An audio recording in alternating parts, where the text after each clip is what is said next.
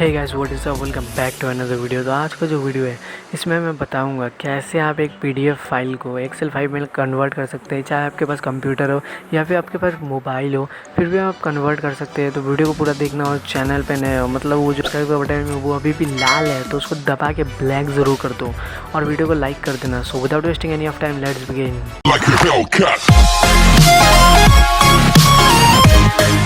तो सबसे पहले मैं कंप्यूटर के लिए बताने वाला हूँ, उसके बाद मोबाइल फ़ोन के लिए भी बताऊँगा, वेट करो।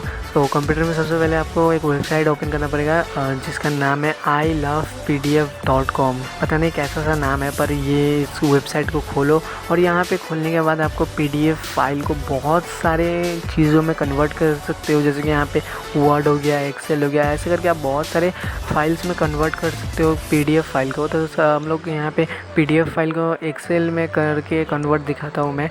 तो यहाँ पे ये देखो पीडीएफ टू एक्सेल यहाँ पे लिखा हुआ है, इस पर क्लिक करते हैं।